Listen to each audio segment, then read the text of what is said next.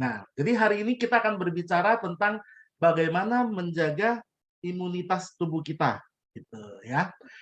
Jadi kalau kita bicara imunitas tubuh kita ini penting kita jaga. Nah, sekarang kalau kita bicara imunitas tubuh,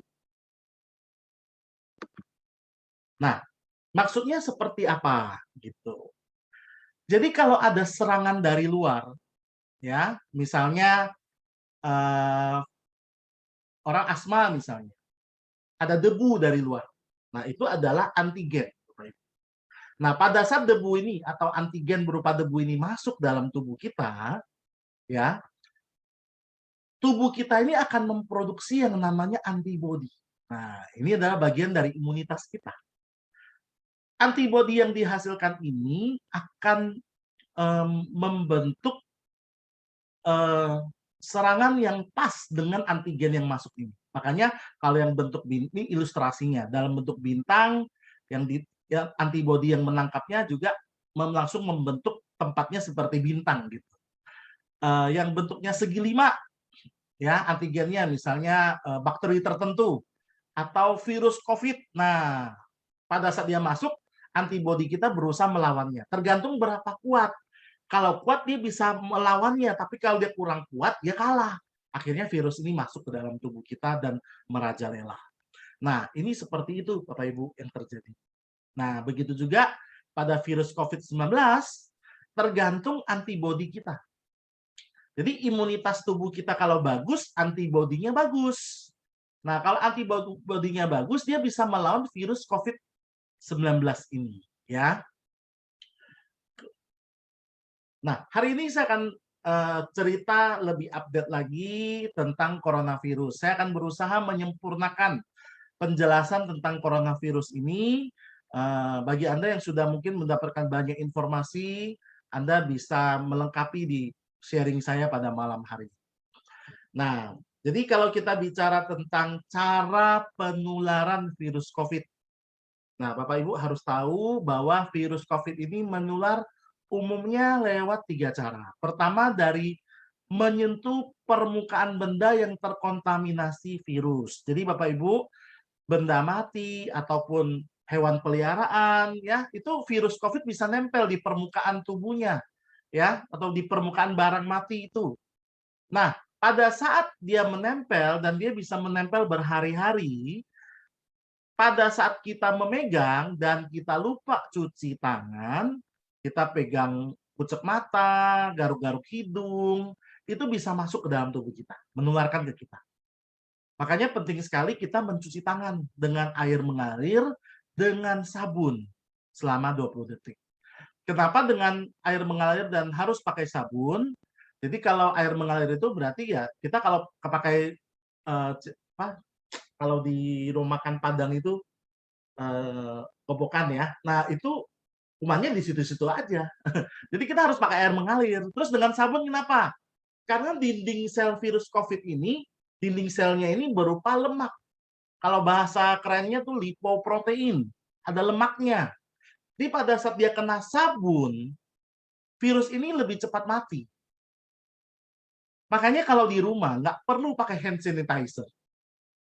Sabun udah cukup. Sekaligus sabun biasa, sabun batangan yang biasa, yang nggak ada antibakterinya misalnya, yang biasa-biasa aja. Ya, itu tetap bisa membunuh, ya, karena dia sabun gitu. Dan kenapa harus 20 detik? Ya kalau 5 detik nggak cukup, cuma permukaannya nggak semua dibersihkan. Nah kalau 20 detik kan lengkap semuanya. Nah itu kenapa kita harus cuci tangan? Karena kita bisa menyentuh. Karena virus itu bisa menempel berhari-hari. Ya makanya ada orang yang bilang, saya ini nggak pernah keluar rumah. Ya, kok bisa saya kena COVID gitu? Atau ada teman Anda yang mengatakan seperti itu? Kasus seperti ini banyak terjadi pada saat orang pesan makanan lewat online. Terus atau maskernya nggak dibuang-buang. Jadi udah dari luar nggak dibuang-buang. Nah, makanya kalau habis pakai maskernya langsung dibuang sebelum masuk rumah. Ya, kalaupun Anda bawa sesuatu dari luar, Anda boleh masukkan ke dalam box UV. Kalau Anda punya ya, itu lebih bagus. Biasa di klinik-klinik dokter itu sebelum praktek teman saya itu dia akan sterilisasi dulu dengan lampu UVC yang bisa ya. Itu 2 jam ya, sejam 2 jam sebelumnya dia nyalakan untuk membunuh virusnya. Nah, ya sejam lah biasanya dia cerita. Jadi dengan Anda bawa makanan dari luar, Anda masukin ke dulu kalau ke box UVC kalau punya, ini saran saya. Ya kalau nggak ada gimana? Ya udah plastiknya dibuang dulu. Ya, makanannya kalau bisa yang nggak panas dipanasin dulu ya. Nah, seperti itulah ya, walaupun sebenarnya penularan virus COVID ini nggak langsung ke pencernaan. Dia kena asam lambung mati. Tapi kenapa orang bisa bermasalah dengan pencernaannya? Nanti saya akan ceritakan. Nah, kedua adalah kontak erat. Nah, cium tangan, jabat tangan, berpelukan, ataupun cipika-cipiki, itu jangan dulu ya. Itu menularkan ya. Droplet, nah ini yang paling paling banyak ini orang tertular. Droplet ini atau nanti ada makro droplet, ada mikro droplet. Nah, ini paling banyak ditularkan pada saat orang tuh berbicara atau batuk atau bersin, bahkan nafas aja bisa mengeluarkan mikro droplet yang kecil. Jadi dari percikan air liur, apalagi kalau yang bicara itu giginya ompong, itu air liurnya lebih jauh lagi merciknya, bisa sampai 3 meter. Ya, jadi hati-hati, ini yang paling sering terjadi penularan ini. Nah, jadi penularan virus COVID ini bisa dari sentuhan barang. Jadi barang itu harus dibersihkan. Ya, kalau bisa orang yang habis isolasi mandiri, itu di fogging. Ruangan tempatnya isoman harus di fogging dengan klorin, ya, dicampur air di fogging. Itu baru kumannya akan mati, virusnya akan mati. Kalau enggak, walaupun Anda sudah negatif, tempat Anda isoman masih ada virus, bisa tertular lagi. Atau orang lain yang pakai itu bisa tertular lagi. Makanya saya paling takut kalau di hotel itu saat ini tidak ada fogging. Banyak orang pakai di hotel untuk isoman. Nah, setelah isoman harus di fogging, baru boleh ditempati. Ditutup ruangannya 2 jam, ya, seperti itu. Itu yang harus diperhatikan. Kemudian cuci tangan itu lebih penting ya. Jadi karena penularan lewat benda mati di gagang pintu, di lift, ya, di eskalator, ataupun dimanapun, ya, di handphone tuh paling sering. Handphone kita pegang terus kan, kita pada saat kotor kita pegang handphone. Nah, makanya handphonenya harus dibersihkan, nggak perlu, jangan dicuci ya pakai air, jangan rusak handphone Anda. Pakai tisu alkohol ya, itu harus rajin dibersihkan handphone kita itu. Terus apalagi droplet tuh dari percikan bicara, bernafas, apalagi batuk, bersin, ini bisa nularnya kemana? Ya nularnya lewat lewat yang namanya hidung yang paling sering ya. Nah, lewat mata juga bisa, makanya pakai eye protection atau face shield itu lebih bagus sebagai penyempurnaannya. Masker itu wajib, makanya kita takutnya kena makro droplet ini atau mikro droplet dari masker. Ya, kemudian jarak 6 meter kalau bisa, ya minimal 2 meter, kalau bisa 6 meter lebih aman. Dan usahakan sering di luar ruangan kalau ada orang-orang di luar lebih aman daripada ruang tertutup, ya. Nah, kalau aerosol yang lebih kecil ini, sudah pasti harus pakai masker, jarak 6 meter kalau bisa, di luar lebih bagus, ya, dan juga ventilasi. Nah, nih, di ruang tertutup, aerosol ini susah untuk keluar, karena dia akan ada terus di dalam ruangan itu, bahkan bisa berjam-jam, ya, walaupun orang yang bersin tadi atau bicara tadi sudah pergi. Ini yang lebih menakutkan, ya. Oke. Nah, jadi kalau yang namanya orang bersin, batuk, itu keluarnya droplet biasanya. Ya. Droplet ini adalah sesuatu yang masih kelihatan air liurnya. 1 sampai 2 meter dan itu dalam waktu 6 detik. Dia bisa terbang dalam waktu 6 detik. Makanya kalau 2 meter tuh minimal sudah, ya. Bahkan ya dalam beberapa studi itu bisa lebih dari 2 meter ya. Aerosol itu bisa mencapai 6 meter. Nah, ini makanya kalau bisa 6 meter paling enggak. Kalau bisa lebih. Bahkan dalam penelitian juga bisa lebih dari 6 meter. Ini aerosol ini mikro droplet. Dan itu bisa terbang melayang dalam waktu 1 detik saja. Ya, jadi kalau orang bersin, makro dropletnya itu bisa sampai 3 meter, 4 meter ya. Tuh, bersin, ada gambarnya. Dengan bersin aja bisa 4 meter tuh, makro droplet. Kalau aerosol bisa sampai 6 meter lebih. 6 meteran. Ini bersin loh. Batuk.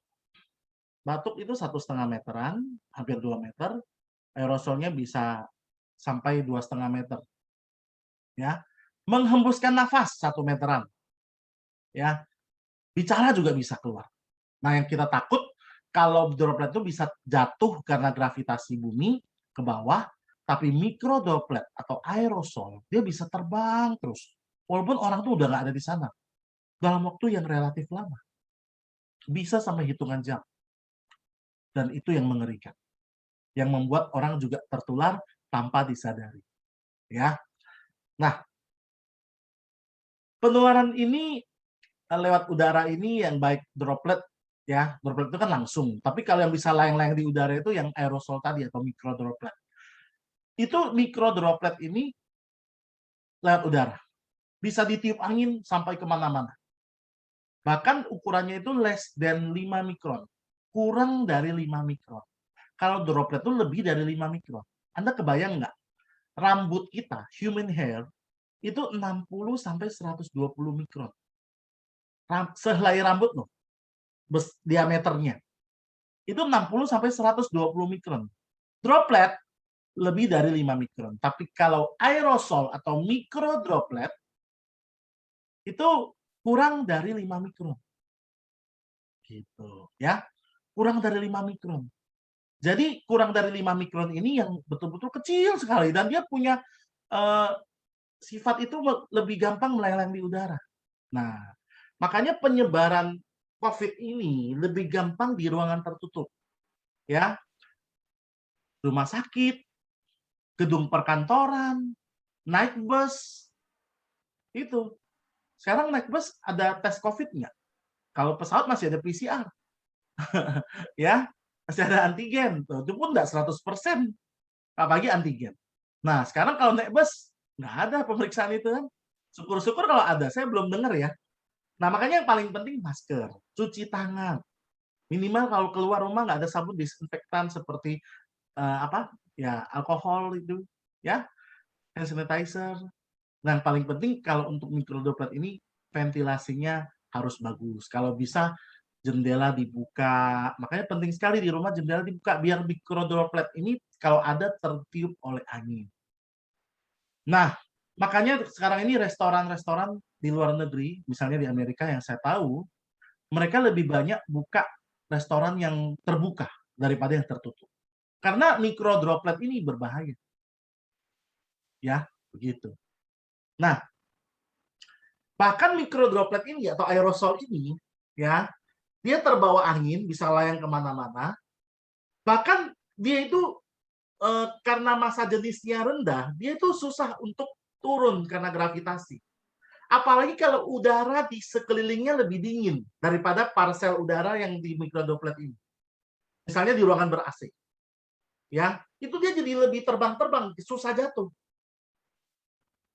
Ya, kemudian kalau AC-nya di atas juga. Nah, itu membuat dia susah untuk jatuh. Nah, ini yang terjadi. Makanya orang gampang menular lewat mikrodroplet ini atau bioaerosol ini. Begitu. Jadi penularan lewat udara ini sudah dikonfirm. Dulu pertama kali masih belum disadari. Sekarang sudah dikonfirm bahwa dari aerosol ini lewat udara bisa menyebar. Karena apalagi partikelnya sangat kecil, Bapak Ibu. Kurang dari 5 mikron. Lebih kecil dari 5 mikron. Karena dia kecil, dia gampang masuk ke paru-paru. Ya, kalau makrodroplet kemungkinan besarnya masih nyangkut di atas, di pernapasan atas, di nasofaring, ya, daerah atas, pernapasan atas. Tapi kalau mikrodroplet, dia gampang sekali kena ke paru-paru. Yang kita takutkan adalah kena paru-paru. Orang OTG, orang tanpa gejala, virusnya itu biasanya di atas, pernapasan atas. Ya, jadi makanya dia nggak ada gejala. Tapi kalau kita paling takutkan dia masuk ke paru-paru, itu yang menimbulkan gejala dan gejala yang berat. Bisa terjadi karena dia masuk ke paru-paru sampai sesak nafas. ya. Makanya orang kalau apalagi virus yang sekarang ini lebih gampang menular, lebih gampang masuk ke paru-paru. Ya, oke. Nah, Bapak Ibu, saya ingin mengajak Anda lebih sadar lagi penularan COVID ini. Jangan sampai Anda tertular kalau bisa. Kalau yang sudah tertular, jangan sampai tertular kedua kalinya. Ya, ini adalah satu penelitian yang ada di Jepang. Bagaimana lewat droplet dan aerosol, ya, baik makro droplet ataupun mikro droplet atau bioaerosol, dia bisa menyebarkan virus COVID ini. Ya, kita lihat sama-sama. Experts are now looking at this new infection Ini adalah seorang mechanism as the profesor key to dari satu preventing the further universitas, spread of the namanya virus. Universitas Toho. ただの会話の中で感染が広がっているとか、ある程度の距離があってもそ Jadi れ dia が広がってい penyebarannya る、 tuh そういっ lewat た事例を見ると nih. 通常の飛沫感染だけでは説明できない、非常に小さな粒子ということでマイクロメーターの粒 Seringnya 子、 lewat yang マイ partikel ク yang ロ lebih 飛沫 kecil. 感染とも呼べるよう Namanya な mikro そういっ droplet た状況が起きたんじゃないか atau なというふうに考えられます。 Ini percobaannya. So how does this take place? NHK is conducting an experiment with a group of researchers. はい、レーザーください。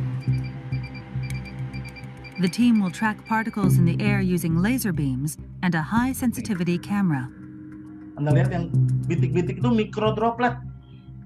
This technology allows us to detect 0,1 droplets as small mikrometer. as 0.1 1/10.000 micrometers wide. milimeter. Bayangkan kecil banget, nggak kelihatan. The Nah, experiment ini starts. percobaan bersin. First, Dirangsang tuh bersin. sneezing. Anda lihat tuh yang kelihatan ludah itu makro droplet. We can see a large droplet about 1 millimeter in diameter. It quickly falls. Makro droplet langsung But jatuh. let's look through the high-sensitivity Tapi bisa camera. sampai 2 meter. Nah, tapi mikro droplet ini massa jenisnya rendah nih. Dia melayang-layang. We can see small particles that seem to glitter floating through the air. These particles are all smaller than 10 micrometers, or 1/100th of a millimeter in diameter. Anda lihat Let's mikro take a look from a dropletnya. different angle. Makanya penting They're sekali kita small pakai and masker. light. You can see them drifting through the air. These are microdroplets.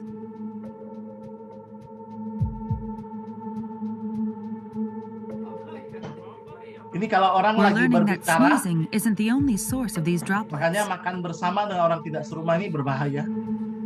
バナナボートとか乗ったら楽しいですよ。いや、絶対楽しい、ねめちゃ。くちゃ Ini 楽しい。 bicara We normal. ran the same experiment on a close-range conversation. Anda lihat mikro dropletnya People generate a lot of yang microdroplets when terbang they talk loudly. banyak sekali.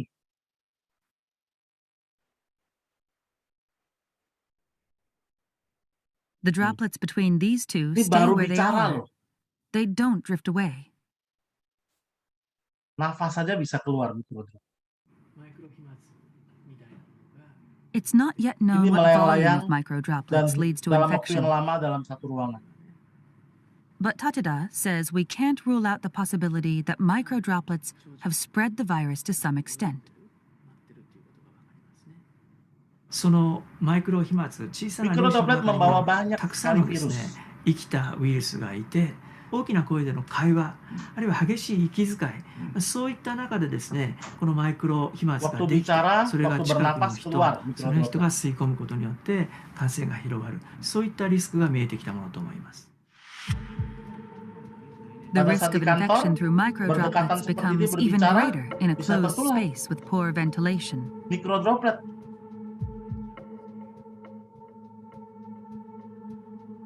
This lab is simulating the movement of microdroplets in an airtight room.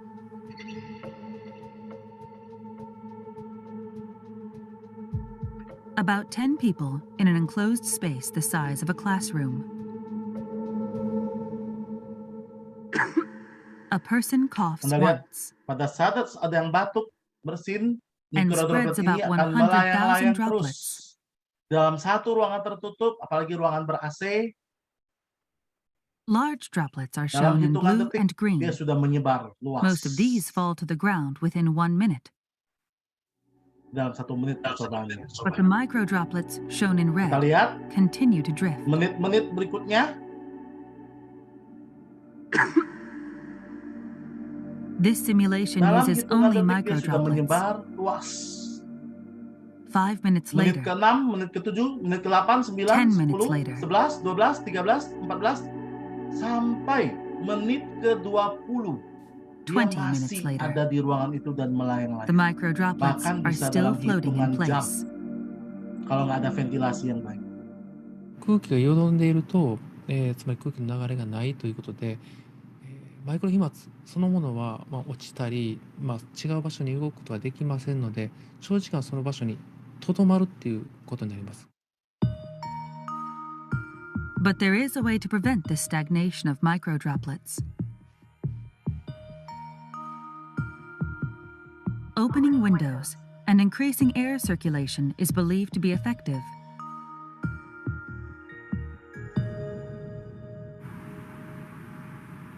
When you open a window, Mikrodroplet.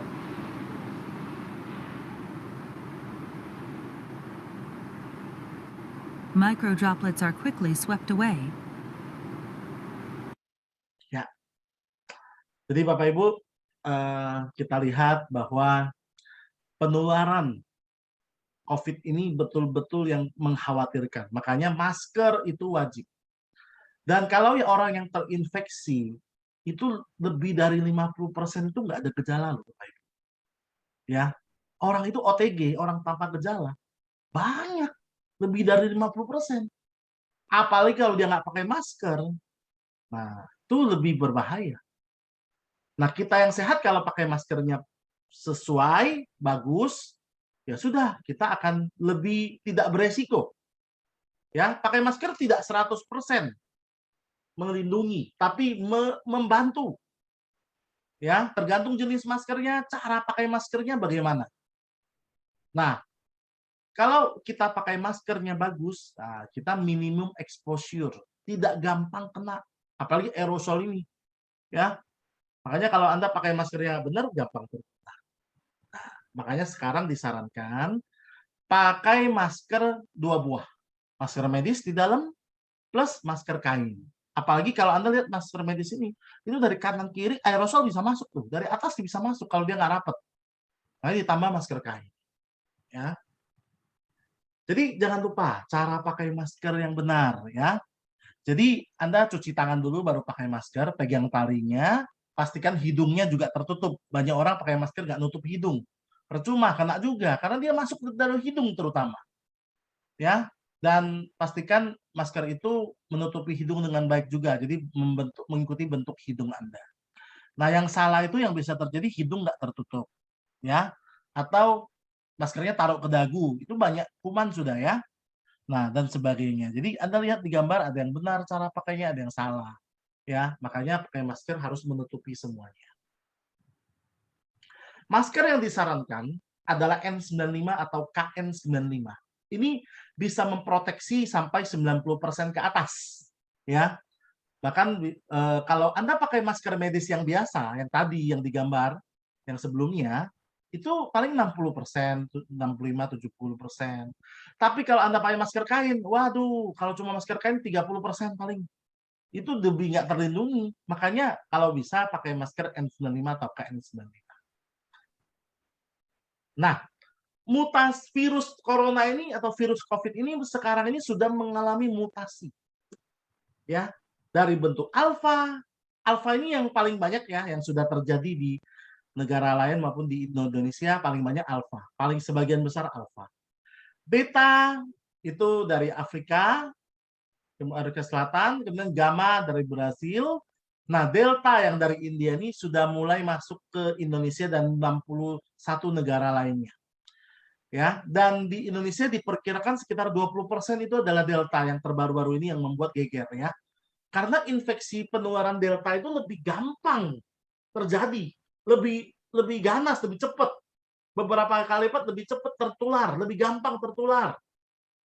Saya ingat waktu itu ada Presiden Amerika namanya Presiden Joe Biden ya. Jadi dia bilang ke masyarakatnya, dah nggak perlu pakai masker di mana-mana, sudah divaksin, semuanya bagus.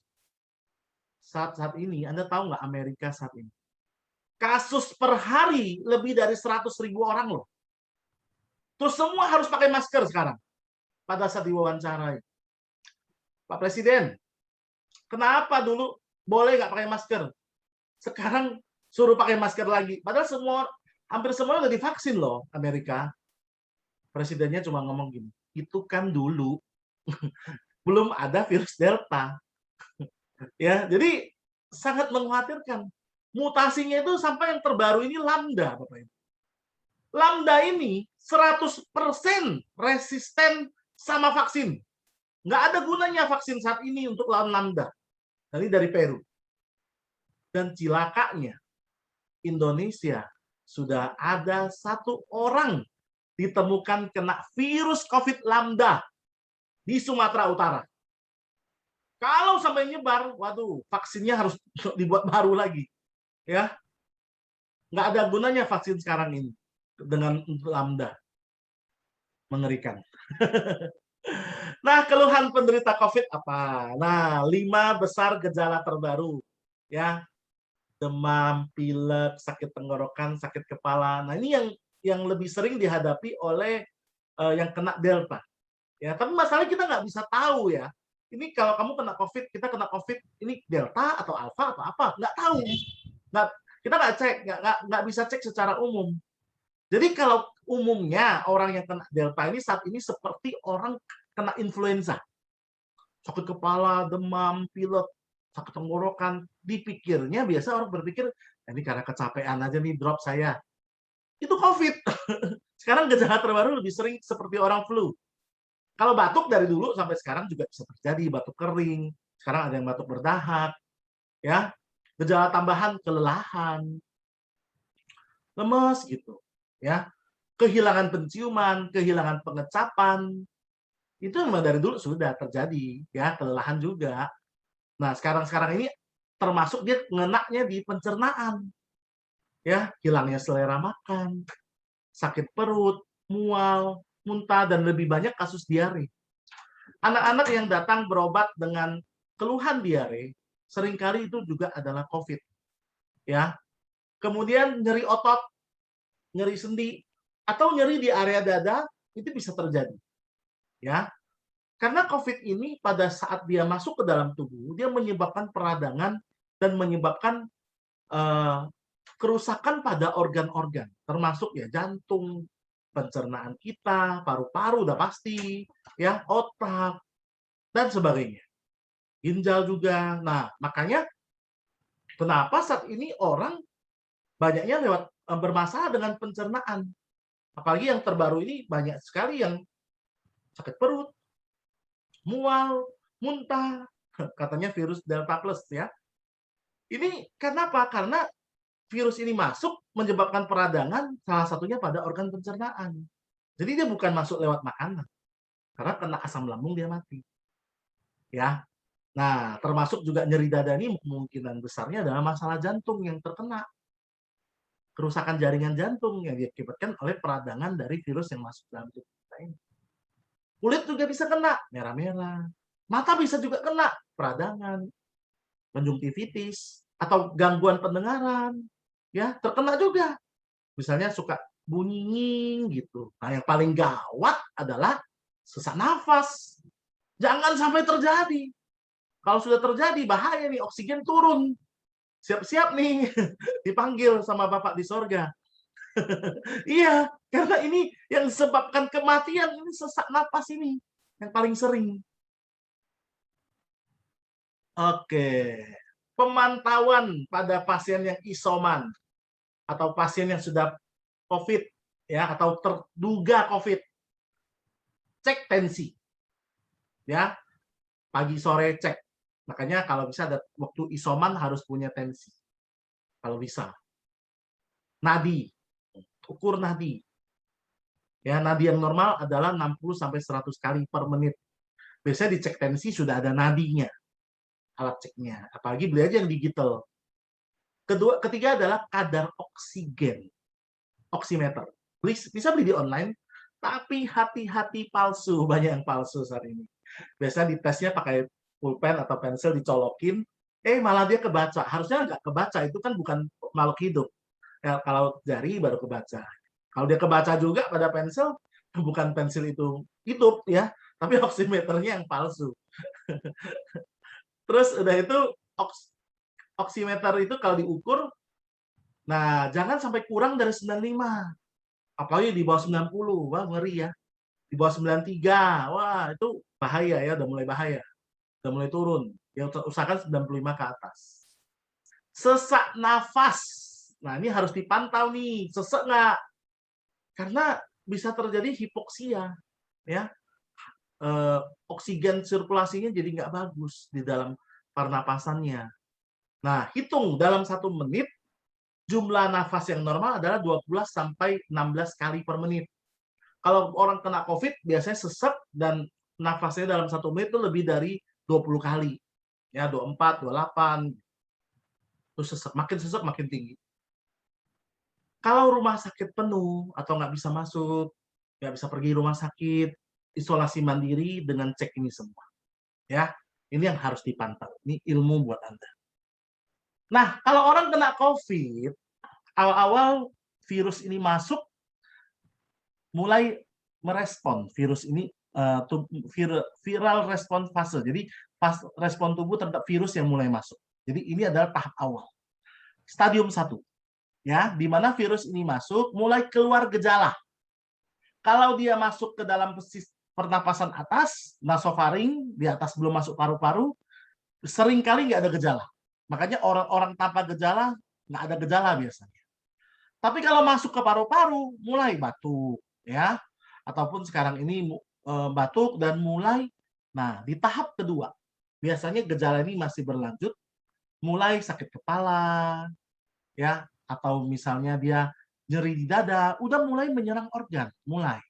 Karena di sini mulai terjadi inflamasi, peradangan, ya. Nah, kemudian muncul inflamasi yang peradangan yang lebih kuat lagi di stadium 3. Hiperinflamasi, ya. Fase hiperinflamasi itu peradangan yang berhebat ini disebabkan karena gini. Pada saat virus ini masuk, tubuh kita kan keluarin antibodi. Namanya sitokin. Nah, dia untuk respon tubuh terhadap keluaran dan masuknya virus ini. Virus masuk makin banyak, sitokin yang dihasilkan makin banyak. Nah, sitokin ini makin banyak, akhirnya terjadi reaksi yang namanya peradangan. Ya, makin banyak lagi, peradangannya lebih hebat. Nah, saking banyaknya sitokin yang dihasilkan, terjadi yang namanya badai sitokin. Dan terjadi peradangan hebat. Terjadi sepsis. Sepsis itu apa ya? Infeksi kenanya di seluruh organ, ya. Jadi sepsis di dalam darah ada. Jadi terjadi virus itu dalam darah masuk ke semua organ itu jadi rusak jaringannya. Terjadi peradangan. Nah, itu yang namanya badai sitokin. Bukan hanya di ginjal, bukan hanya di jantung, bukan hanya di kulit, bukan hanya di organ-organ yang lain, hati juga bisa, termasuk yang paling utama paru-paru dan menyebabkan gagal napas, ya. Jadi badai sitokin atau cytokine storm ini menyebabkan kerusakan pada organ-organ termasuk organ paru karena dia memunculkan reaksi peradangan. Kalau makin banyak sitokin, makin banyak peradangan makin hebat, akhirnya terjadi badai sitokin dan peradangan ini makin merusak organ-organ tubuh. Kalau kenanya di paru-paru, sehingga paru-paru ini mengalami sesak nafas. Dan juga terjadi penggumpalan darah atau bekuan darah. Pada kasus COVID, itu harus dicek di dimernya. Ya, baik awal kena, pertengahan kena, atau setelah COVID. Makanya kalau Anda yang sudah pernah kena COVID sebelumnya, saya tak khawatir darah Anda menggumpal. Sehingga memudahkan terjadinya stroke dan serangan jantung. Darah itu masih ada beku-beku gitu loh. Nggak lancar. Ya, makanya kadang-kadang ada orang kena COVID, dia kakinya keunguan, kebiruan. Kenapa? Darahnya nggak lancar. Nah, Ini yang harus dibantu dengan pengencer darah. Ya. Atau produk Greenwood yang bisa mengencerkan darah kalau Anda mau milih yang nggak ada efek samping. Nah, ini yang harus Anda tahu. Pada virus COVID yang masuk ke dalam tubuh kita, efeknya ini menyebabkan peradangan. Peradangan dan makin lama makin hebat. Terjadi badai sitokin, peradangannya hebat, merusak organ-organ. Organ mana yang kena? Bisa mata, bisa pencernaan. Makanya ada orang mual, muntah, ya, kemudian diare, ataupun hilangnya nafsu makan, di paru-paru, ya udah pasti. Jantung, kulit, ginjal, liver, otak. Makanya ada orang yang kena COVID, dia gangguan otak juga bisa.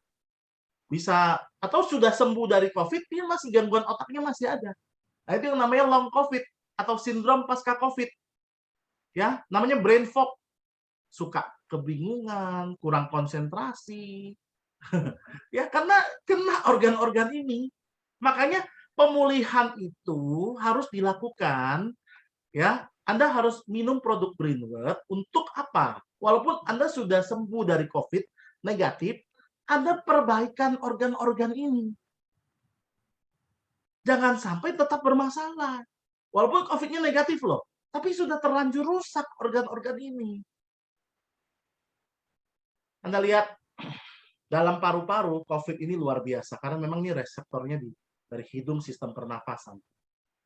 Ya, dalam waktu 1 hari saja, ini dokter, salah seorang dokter, dia kena COVID. Paru-paru, gambaran ronsen paru-paru ini dalam 1 hari Anda lihat beda nggak? Ada infiltrat, bercak-bercak putih atau titik-titik putih ini dengan batas yang tidak tegas, kena di 2 paru, namanya bronkopneumonia. Makanya kenapa orang tuh cepat sekali ada yang meninggal gara-gara COVID. Hari pertama, hari kedua, hari ketiga, hari keempat, hari kelima, wah meninggal. Karena terlambat ditangani. Karena perubahan kondisinya sangat cepat. Makanya saya setuju sekali dengan Dr. Subri yang kemarin mengatakan kita harus cepat menanganinya. Jangan sampai terlambat. Kenapa bisa sesek? Peradangan ini menyebabkan terjadinya ground glass opacity. Pada pemeriksaan low dose CT scan paru, kita baru bisa kelihatan. Ini perlu dilakukan kalau sudah mulai sesak ya. Kita lihat ada GGO-nya enggak. Dan ini kalau diperiksa pakai low dose CT scan cuma 1,3 juta, 30 detik selesai. Anda lihat apa itu GGO atau ground glass opacity? Terbentuknya cairan coklat seperti ini. Ini adalah pemeriksaan bronkoskopi. Pemeriksaan saluran bronkus pada paru-paru, keluar kayak apa ya ngomongnya, ingus gitu ya. Tapi bukan ingus, ya kental gitu. Nah ini kalau nyumbat saluran paru-paru, ya sudah, sesek. Makanya sekarang ini di luar negeri, orang kalau udah sesek berat itu nggak pakai ventilator. Mereka pakai obat pengencer dahak dosis tinggi. Misalnya Flumucil 3 kali 600. Nah, itu diberikan untuk apa? Ngencerin ini. Kalau diencer, nggak perlu ventilator lagi. Dikasih pengencer darah. Jadi kalau di sini jangan tergantung ventilator, ya. Nah, kalau sudah kena paru-paru namanya pneumonia karena COVID ini, gejalanya ya biasa orang itu demam, kemudian batuk kering, pilek, ya, sesak napas, lesu, ya, dan gejala lainnya. Jadi itu yang terjadi pada COVID ini ya. Siapa yang rentan terkena? Ya pastinya orang yang imunnya rendah. Ya. Orang lansia. Itu lanjut usia. 65 tahun ke atas gampang sekali terkena. Orang dengan penyakit penyerta. Nah, diabetes. Nah, orang diabetes makanya kalau mau vaksin harus di bawah 7,5. Ya, dia punya HbA1c-nya. Hipertensi. Ya. Ini kalau mau vaksin tensinya nggak boleh terlalu tinggi. Jadi ini pun orang yang rentan kena COVID. Pasien asma karena paru-parunya sudah bermasalah, rentan sekali kena COVID. COVID gampang sekali masuk ke paru-paru menyebabkan pneumonia dan terjadi GGO dan akhirnya meninggal karena sesek, kegagalan napas. Orang dengan penyakit hati ini gampang parah kalau kena COVID. Orang dengan masalah jantung, mau jantung bocor, jantung sumbat, ya, ini gampang kena COVID dan kalau kena COVID seringnya kena paru-paru dan seringnya meninggal kalau tidak tahan. HIV, ya, HIV juga sama, dia resikonya tinggi. Kalau mau vaksin dia harus dengan syarat tertentu. Kemudian kanker, ya, orang kena kanker gampang juga kena COVID karena daya tahan tubuhnya lemah. Makanya kalau kita nggak sakit apa-apa, kita perlu jaga daya tahan tubuh. Sekarang ini banyak anak muda kena COVID. Kenanya itu bukan tanpa gejala, jadi bergejala, drop, meninggal. Karena apa? Daya tahan tubuh yang kurang, suka begadang, ya, dan sebagainya. Makan nggak teratur, stres, ya.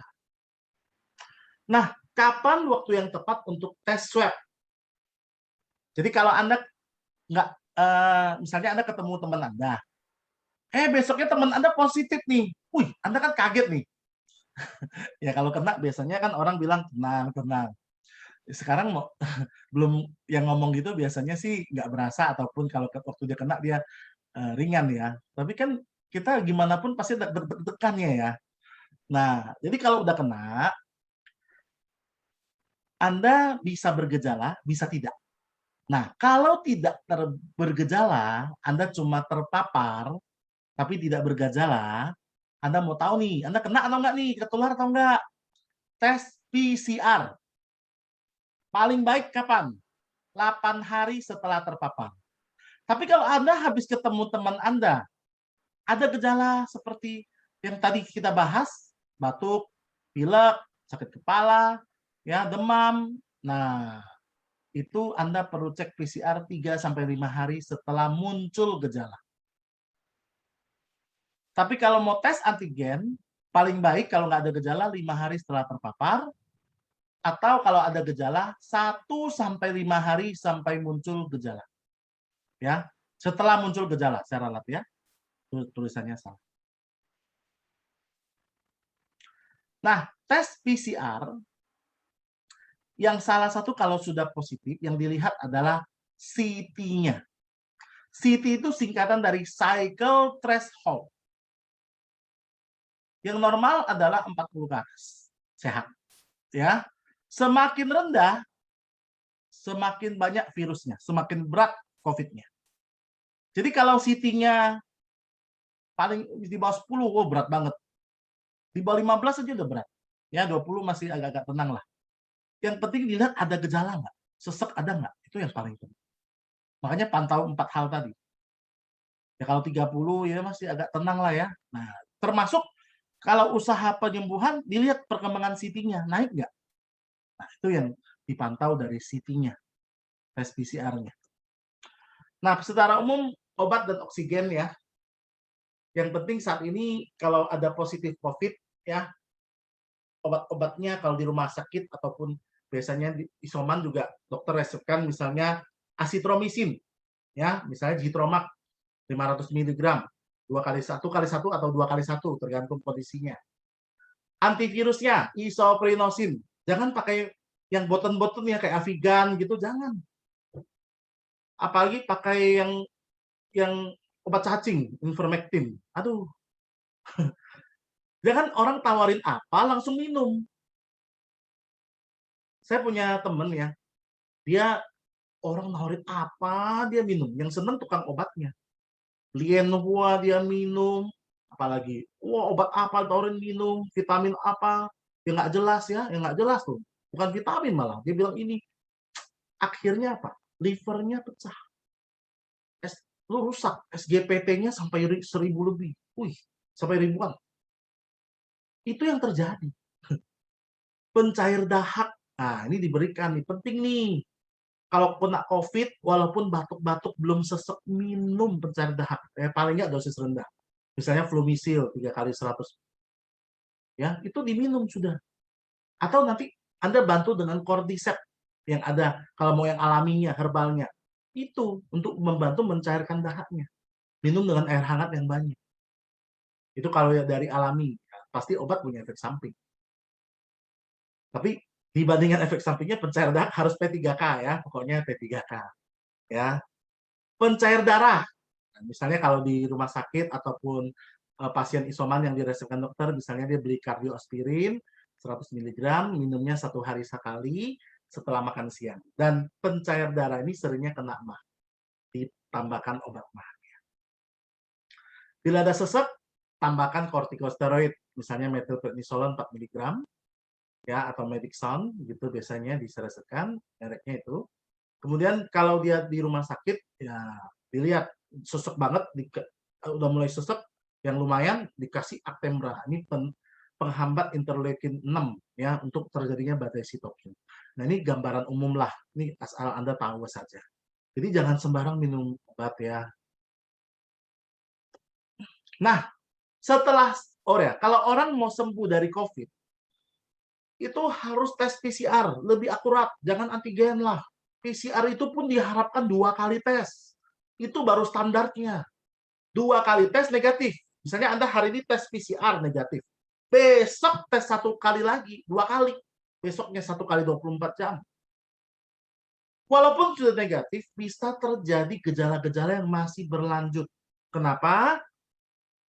Tadi saya bilang, dengan virus ini masuk, terjadi peradangan pada semua organ.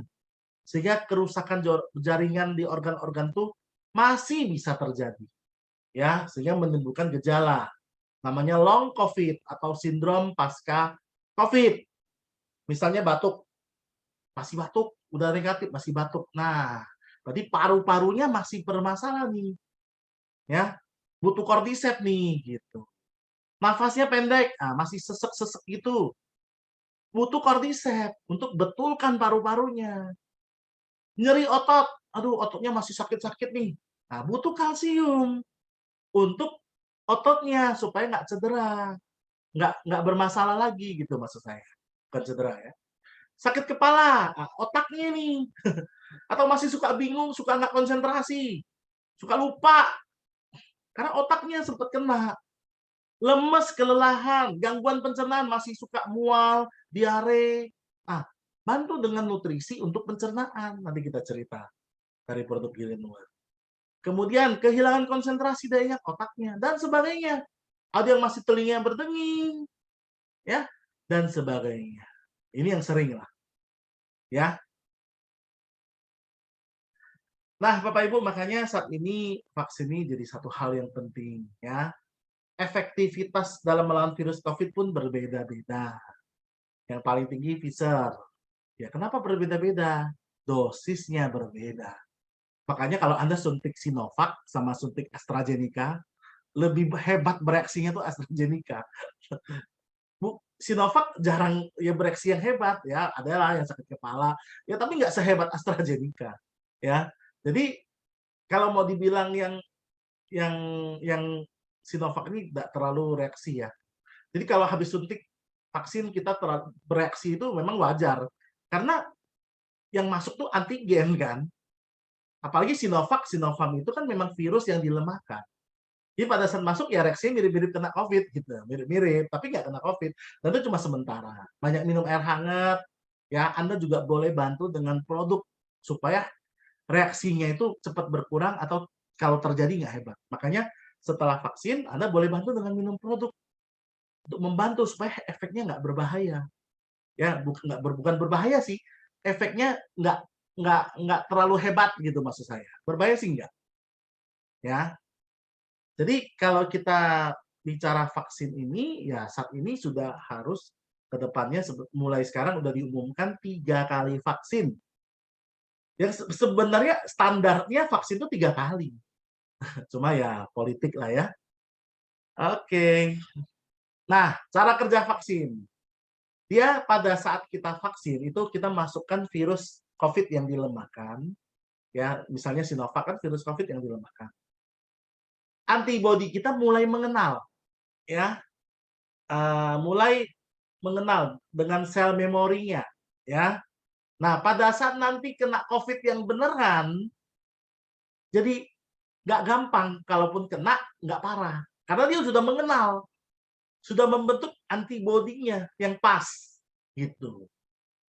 Begitu juga kalau orang sudah pernah kena COVID pertama kali, kedua kali dia masih bisa kena nggak? Bisa, tapi gejalanya nggak sehebat yang pertama biasanya, karena sudah ada sel memori. Ya, nih, setelah divaksin, ini adalah vaksin pertama, di mana yang perlu Anda perhatikan. Setelah divaksin itu bukan tubuh kita kebal terhadap COVID serta-merta. Bahkan di hari 0 sampai 7 hari pertama, antibodinya belum terbentuk sama sekali. Masih 0. Gampang sekali kena COVID.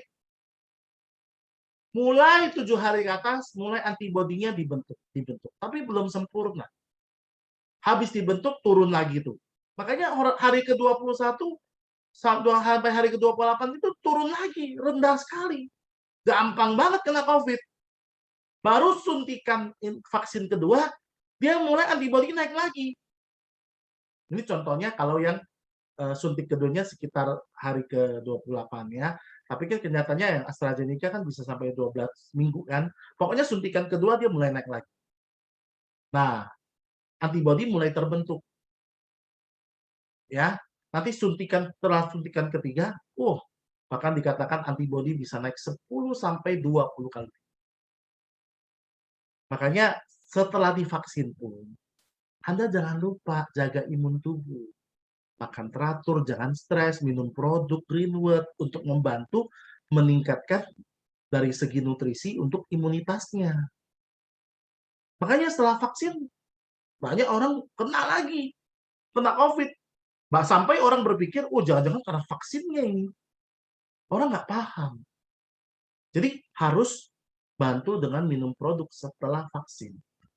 Ya, harus betul-betul lebih jaga. Karena antibodinya nggak langsung terbentuk. Biasanya 2 minggu setelah vaksin kedua baru mulai terbentuk. 2 minggu sampai 4 minggu. Apalagi kalau sudah vaksin ketiga, lebih oke lagi. Tapi itu pun kita harus jaga terus daya tahan tubuh kita. Waktu itu bisa turun kalau kita nggak jaga daya tahan tubuh. Nah, oke. Jadi daya tahan tubuh ini atau imunitas tubuh ini tergantung oleh beberapa hal. Ya, kita bahas satu persatu. Istirahat atau tidur yang cukup. Jadi usahakan tidur itu 6-8 jam, kalau bisa 8 jam dan tidurnya nyenyak. Memang pada saat orang kena COVID bisa terjadi gangguan tidur, atau long COVID-nya juga bisa gangguan tidur. Makanya Anda bisa bantu dengan produk Greenwood, salah satunya namanya Sleep Care ya, untuk membantu tidur. Ya. Kemudian juga pikiran. Nah, pada saat kita stres, ya, jadi jangan stres. Pada saat kita stres, ini juga meningkatkan imun tubuh kita, menurunkan imun tubuh kita. Kita gampang kena COVID. Jangan stres. Ya. Kalau Anda olahraga, itu akan membantu menjaga daya tahan tubuh. Nutrisi, jadi makanannya yang bergizi saat ini. Ada sayurnya, ada proteinnya, ya. Nggak harus mahal. Tempe tahu udah protein, telur udah protein. Sayur kan murah. Yang penting jaganya jangan pada saat PPKM kayak gini frozen food terus ya. Mie instan terus. Ya udah, daya tahan tubuhnya juga nggak maksimal. Nah, Bapak Ibu, dari nutrisi yang dibutuhkan ini, kita lihat produk Greenwood apa saja yang bisa membantu kondisi tubuh kita. Pertama, Anda perlu tahu bahwa orang kena COVID biasanya darahnya membeku. Pastikannya dengan cara cek D-dimer di atas 500, D-dimernya berarti menunjukkan darah Anda beku, penggumpalan darah. Deep sea fish oil, ya. Anda juga boleh memilih, kalau selain deep sea fish oil, saya kasih alternatif lecithin, giangsin, ya. Ini alternatif dari saya. Deep sea fish oil ini selain memang utamanya dia mengandung minyak ikan yang sudah dikonsentrat yang mengandung omega 3, ini dia bisa membersihkan pembuluh darah yang beku itu. Lecithin juga, giangsin juga. Deep sea ini dia juga mengandung DHA yang bagus buat otak. Jadi kita tahu bahwa orang kena COVID bukan hanya parunya, otaknya juga bisa bermasalah. Bisa juga dibantu dengan deep sea fish oil, lecithin juga bagus buat otak. Apalagi dia ada vitamin E-nya yang juga menjaga daya tahan tubuh. Ya, jadi dengan Anda minum deep sea ini membantu kondisi tersebut. Jadi Anda harus tahu alasan minum itu buat apa. Ya, 1-2 kali minumnya 2 kapsul sesudah makan, diminum dengan air hangat lebih baik. Ya, kalau Anda merasa pembekuan darah Anda terlalu berlebihan, cek di dimernya terlalu tinggi, ya sudah minumnya dosisnya lebih tinggi. Tapi standarnya seperti itu.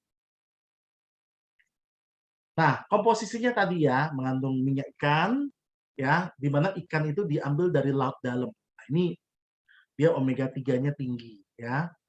Nah, komposisinya dan juga mengandung vitamin E untuk daya tahan tubuh, ya. Oke. Kemudian vitamin C, Bapak Ibu, ya.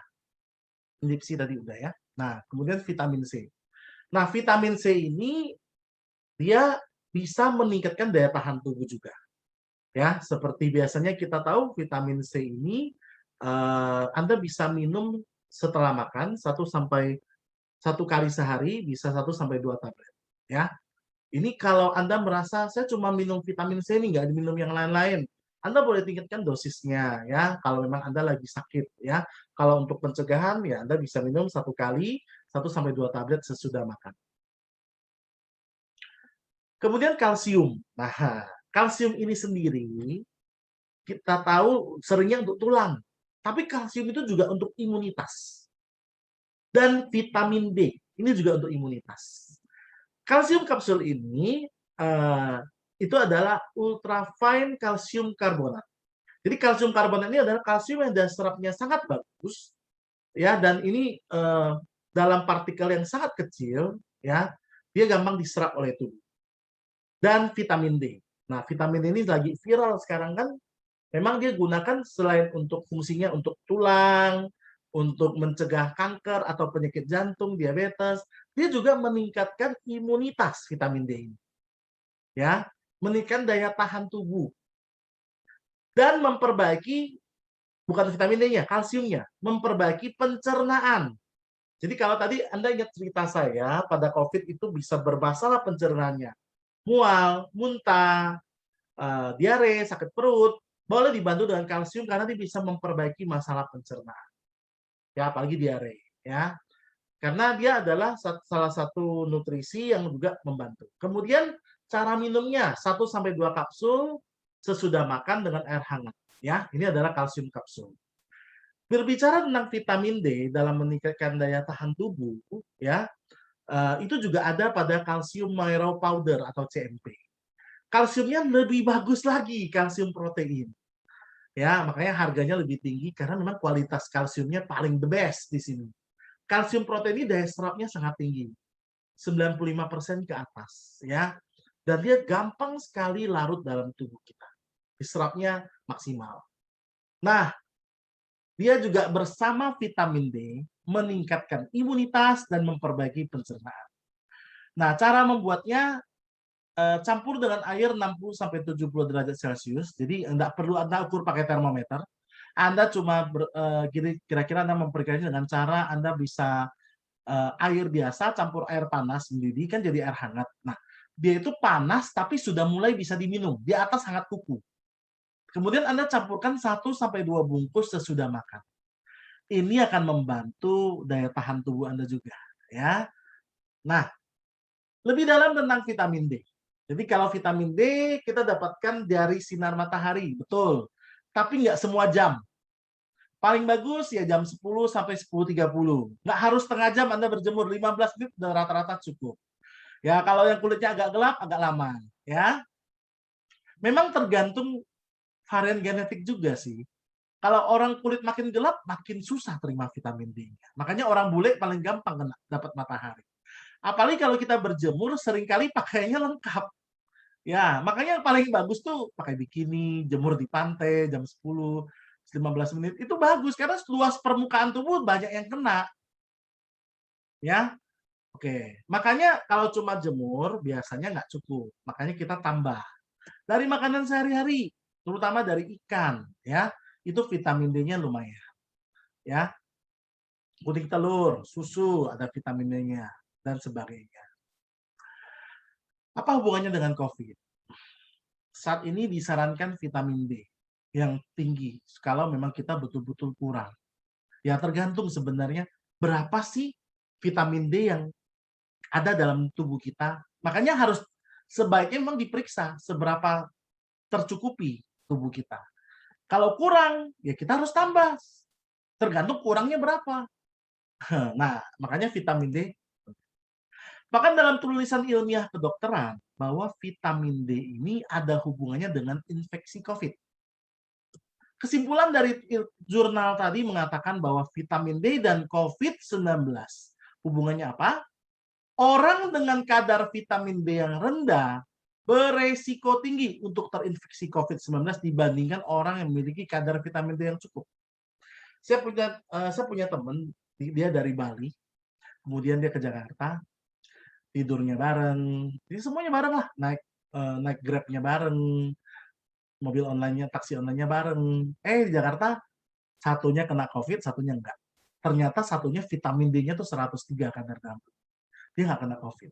Hanya vitamin D itu betul-betul berhubungan. Dan vitamin D mengurangi resiko terkena infeksi pernapasan atas dan bawah. Bawah itu paru-paru maksudnya. Dan vitamin D ini bisa mencegah badai sitokin dan gagal nafas. Ya, itu makanya harus minum vitamin D. Zinc. Kelebihan zinc greenwood adalah zinc laktat organik. Makanya dia gampang diserap oleh tubuh, tidak menimbulkan pengendapan.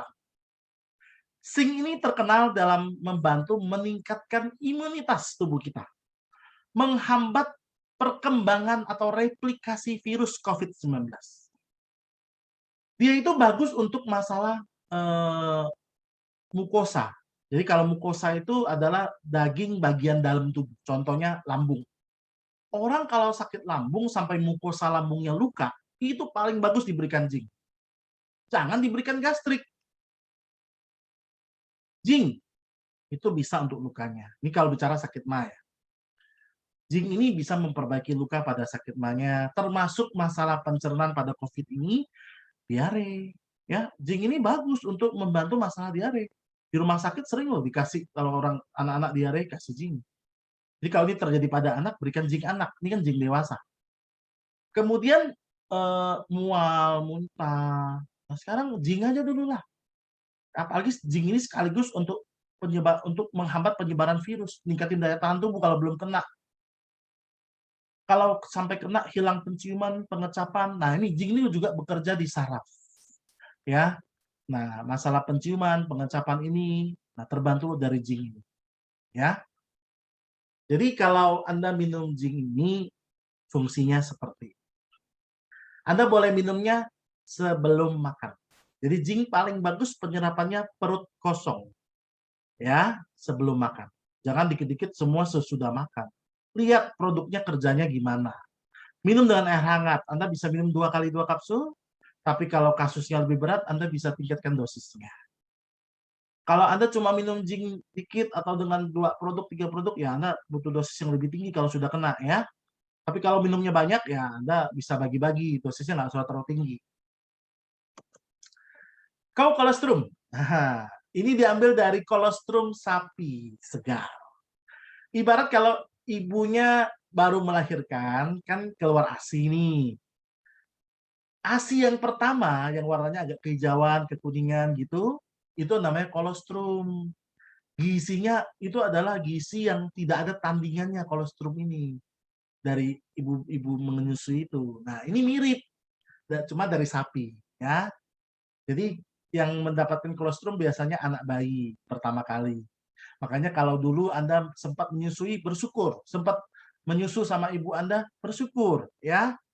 Saat ini kalau anak Anda menyusui, jangan rebutan sama anak Anda. Bapaknya pun mau ikut-ikutan. Ya. Mau dapat kolostrum. Nggak perlu. Greenwood sediakan. Ya, cuma dari sapi ya, mirip-mirip. Ekstrak kolostrum segar. Ya. Di sini dia meningkatkan imunitas tubuh. Nah, Jadi ini ada hubungannya dengan imunoglobulin, ya. Sekarang nggak perlulah suntik-suntik gamma ras itu, aduh, habis uang banyak nggak ada gunanya, ya, nggak terlalu spesifik membantu. Kemudian mengatasi masalah pernafasan dan pencernaan. Nah, ini nih, selain vitamin D, satu lagi, ada yang bisa mencegah berpotensi mencegah badai sitokin, kolesterol. Ini salah satu yang penting ya dalam penanganan COVID. Pencernaan, seringkali sekarang pencernaan suka bermasalah, bisa dibantu dengan kolesterol. Kalau hatinya kena, otaknya kena, kolesterol juga bisa bantu. Kalau kulitnya kena, misalnya merah-merah, kolesterol juga bisa membantu. Jadi fungsinya banyak sekali. Apalagi dia meningkat imunitas tubuh ini sangat kuat ya, karena kolostrum. 1-2 kali minumnya, sekali minum 2-4 kapsul sesudah makan, diminum dengan air hangat. Spirulina juga bisa membantu ya, apalagi dalam spirulina ini dia punya sifat antivirus, meningkatkan imunitas. Jadi Anda bisa minum spirulina juga 3 kali 3 kapsul sebelum atau sesudah makan, diminum dengan air hangat. Ini juga bisa membantu. Jadi kalau Anda bingung, waduh banyak sekali Pak, Anda lihat kebutuhan Anda yang mana. Ya, atau Anda boleh pilih beberapa produk dipaketkan untuk sama-sama dia saling membantu. Ya, spirulina itu dari ganggang spirulina ya, yang ada di perairan, biasanya ini sifatnya basah. Kalau tubuh kita basah, dia gampang untuk membantu penyembuhan satu penyakit. Ya, apalagi multivitaminnya lengkap. Ya, kalau memang orang itu susah untuk makan, kalau bisa minum spirulina lebih bagus. Seringkali kita ketemu pasien COVID, dia muntah-muntah susah untuk makan. Ya, ya memang spirulina ini ada baunya sih ya dikit ya. Kalau dia masih bisa masuk lebih bagus. Ya, ini dari spirulina dan dia bersifat antivirus. Dia juga bisa membantu menghilangkan virus. Nah, jadi spirulina ini boleh diminum seperti itu caranya. Tadi 3 kali 3 sebelum atau sudah makan diminum dengan air hangat. Ya. Salah satu yang jadi unik di produk Greenwood adalah GW Cordy Capsule. Ya, ini isinya cordyceps. Dan dia bisa diminum 1-2 kali, 1-2 kapsul sesudah makan. Jadi kalau untuk pencegahan tuh dosisnya begitulah. Kalau Anda udah minum banyak produk lainnya, campur. Tapi kalau ini tunggal atau temennya itu cuma 1 atau 2 macam, kalau bisa dosisnya agak tinggi, 2 kali 4 gitu atau 3 kali 4 gitu. Karena lebih dia kan temennya nggak banyak. Misalnya kalau Anda minum cordyceps sama colostrum aja atau sama zinc aja, ya kalau bisa di 3 kali 4. Tapi kalau udah banyak ada BB corn lagi, ya sudah dosis agak sebegini atau agak tinggi, nggak apa-apa. Bahkan ini cordyceps ini merupakan salah satu budidaya Tiongkok yang bisa betul-betul meningkatkan imunitas tubuh. Dia bagus buat ginjal dan paru-paru. Makanya cordyceps ini dia bisa untuk mencegah berpotensi untuk mencegah badai sitokin. Jadi ada 3 produk yang berpotensi mencegah badai sitokin. Ya. Tahu kolostrum, Greenwood, Cordy, ya. Satu lagi adalah ada yang ingat vitamin D, ya. Oke. Jadi Cordy ini juga bersifat antivirus, Bapak Ibu. Dia antibakteri, anti kanker, antivirus juga. Jadi dia berpotensi untuk membantu pembasmian virus COVID. Nah, ini salah satu bukti nyata bahwa dalam satu literatur dikatakan oleh guru besar dari Brawijaya, FMIPA, bahwa jamur cordyceps bisa membantu sembuhkan COVID. Efeknya dalam hitungan jam. Jadi Cordy kapsul ini Anda bisa minum sesudah makan. 1-2 kali, 1-2 kapsul, ini dosis minimal. Jadi 2 kali 2, ya kalau Anda banyak teman-temannya. Tapi kalau temannya nggak banyak, Anda boleh naikkan dosisnya 3 kali 4 kah. Bahkan kalau sudah kena, apalagi udah mulai sesek-sesek 3 kali 10. Seperti itu. Baru efeknya terbantu. Tapi saya sarankan kalau Anda minum dosis tinggi, bertahap dosisnya. Terakhir, blueberry. Ini adalah produk andalan dari Greenwood. Saya sangat bangga sekali menceritakan blueberry ini. Karena antioksidannya tinggi. Berpuluh-puluh kali lipat dari vitamin C, Bapak. Ya. Jadi kalau Anda minum blueberry, ini memang harganya nggak murah. Tapi worth it dibandingkan vitamin C. Vitamin C itu ya kelas biasa. Perlu kelas biasa. Tapi kalau ini eksklusif. Antioksidannya tinggi.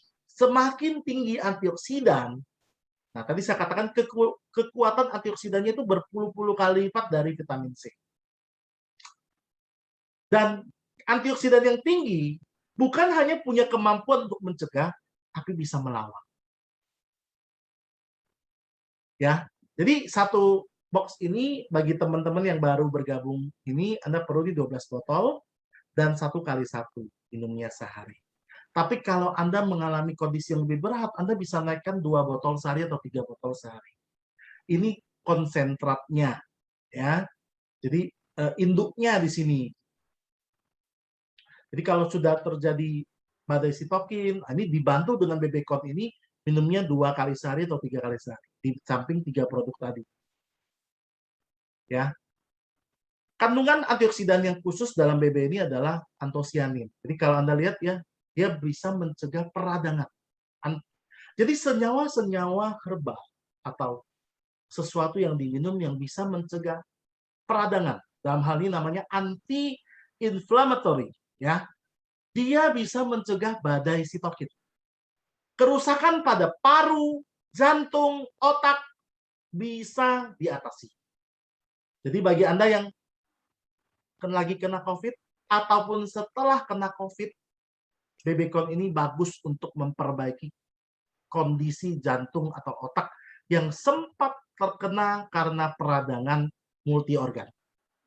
Ya, bahkan antosianin yang ada dalam BB-Con ini bisa menembus sawar darah otak. Jadi dia bisa efektif kerja di otak. Jadi keluhan daya ingat menurun, kebingungan, ya, sakit kepala yang diakibatkan karena COVID bisa dibantu dengan BB-Con. Termasuk nyeri dada, ya, atau sesek di paru-parunya itu bisa dibantu. Ya, pernafasan kronis. Jadi kita tambah lagi 1 produk untuk mencegah badai sitokin. Vitamin D, Kordi, kolostrum, dan 1 lagi BB-Con. Yang kita takutkan tuh badai sitokin. Termasuk yang post-COVID syndrome, ya. Termasuk yang post-COVID syndrome ini, dia juga bisa mengalami yang namanya tadi batuk. Itu karena paru-parunya masih ada yang rusak jaringannya, walaupun COVID-nya negatif. Kemudian penyakit liver itu bisa terjadi karena badai sitokin ini juga menyerang hatinya, ya. Kemudian juga anjuran pemakaiannya, Anda bisa minum 1 botol sehari setelah makan. 1 botol 50 ml itu sama dengan 300 gram blueberry segar. Blueberry juice juga bisa membantu Bapak Ibu ya, karena antioksidannya termasuk lumayan tinggi. Dia mempunyai kandungan berry yang banyak di sini. Ada blueberry, blackberry, cherry, dan juga raspberry. Jadi di sini efek antioksidannya juga tinggi. Dan Anda bisa minum sehari 2 bungkus. Ya. Kalau bisa langsung 2 bungkus lebih bagus. Kalau nggak bisa 2 kali 1. Anda bisa campur dengan 150 ml air yang di bawah 50 derajat atau campur dengan jus buah. Ya. Nah, Anda bisa juga minum juga kalau memang mau ngopi, kalau bisa yang blueberry, mengandung blueberry karena mengandung antioksidan. Nah, salah satu lagi yang bisa membantu, terutama bagi sekarang ini banyak menghadapi pasien COVID yang susah makan, Anda boleh menggantikan daripada dia nggak makan Nutrimax Greenwood ini. Kenapa? Karena kandungannya saya lihat bukan hanya blueberry. Ya. Dari blueberry udah 50%. Proteinnya ada, lecithinnya ada, serat buah sayurannya bagus, termasuk natopeptide ini yang bisa menghilangkan penggumpalan darah, ada kacang-kacangan, ada asam malat dikit. Nah, jadi ini kondisi yang nutrisi yang bisa diberikan pada orang yang terutama dia susah makan pada saat dia mual-mual terus muntah. Anda boleh bantu dengan. Nah, dan Anda bisa memberikan ini campur dengan jus bisa, ya. kira-kira 40 mili sampai 60 mili, ya sepertiga gelas atau setengah gelas, kalau gelasnya agak kecil, campur dengan kira-kira 10 gram, ya, 1 sampai 2 sendok teh lah gitu ya. Anda boleh campurkan, air dingin boleh juga kalau nggak ada jus, atau campur ke bubur, boleh, susu hangat boleh, ya. Jadi dibuat hangat juga boleh, tapi jangan terlalu panas, hangat, ya. Seperti bikin CMP tadi. Nah, Nutrimax ini ada 2, ada yang ukuran besar, kalau ukuran kecil dalam bentuk pouch, ya. Ini bisa juga membantu. Oke, Bapak Ibu, demikian adalah sharing dari saya. Saya berharap informasi saya pada malam hari ini bisa memberikan manfaat yang luar biasa buat Bapak Ibu semuanya. Dan acara ini saya bersyukur supaya saya sudah bisa sharing kepada Anda. Dan saya kembalikan acara ini kepada MC kita, Miss Sania Ulansari. Terima kasih.